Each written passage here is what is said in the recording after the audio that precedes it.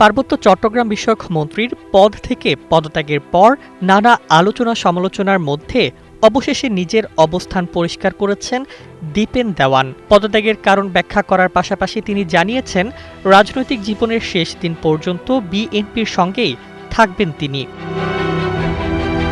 বুধবার রাতে নিজের ফেসবুক পোস্টে পার্বত্য চট্টগ্রামের ৩ জেলার জনগণের উদ্দেশ্যে দেওয়া এক বার্তায় সাবেক এই মন্ত্রী বলেন, তার পদত্যাগকে ঘিরে যে আবেগ, উদ্বেগ ও প্রতিক্রিয়া সৃষ্টি হয়েছে সে বিষয়ে তিনি অবগত রয়েছেন। তবে সবাইকে শান্ত থাকার এবং কোনো ধরনের উস্কানি বা বিভ্রান্তিতে পা না দেওয়ার আহ্বান জানান তিনি।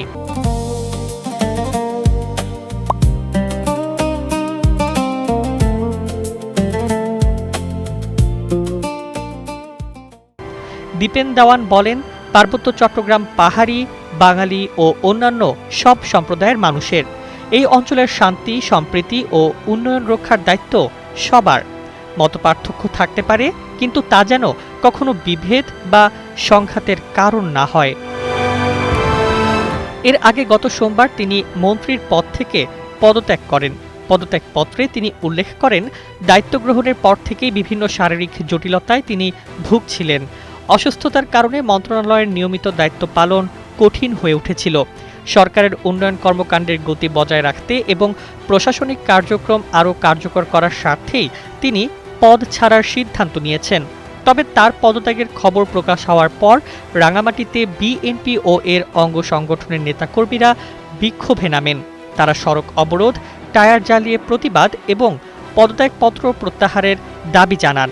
এ পরিস্থিতির মধ্যেই ফেসবুক পোস্টে নিজের রাজনৈতিক অবস্থান স্পষ্ট করেন দীপেন দেওয়ান। তিনি বলেন, তার রাজনৈতিক জীবনের প্রেরণা এসেছে প্রয়াত রাষ্ট্রপতি জিয়াউর রহমানের আদর্শ থেকে। তার বাবা সুবিমল দেওয়ানও জিয়াউর রহমানের উপজাতি বিষয়ক উপদেষ্টা ছিলেন। পরে বেগম খালেদা জিয়ার নেতৃত্বে তিনি বিএনপিতে যোগ দেন এবং দীর্ঘদিন ধরে দলের একজন নিবেদিত কর্মী হিসেবে কাজ করে আসছেন।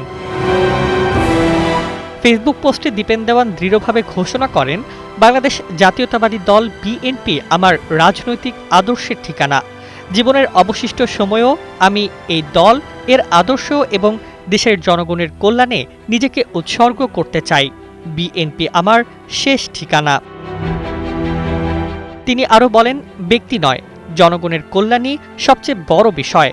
তাই পার্বত্য চট্টগ্রামের সব মানুষকে ঐক্যবদ্ধ থেকে শান্তি, সম্প্রীতি ও উন্নয়নের পথে এগিয়ে যাওয়ার আহ্বান জানান তিনি। একই সঙ্গে প্রধানমন্ত্রী তারেক রহমানের নেতৃত্বের প্রতিও পূর্ণ আস্থা প্রকাশ করেন সাবেক এই মন্ত্রী।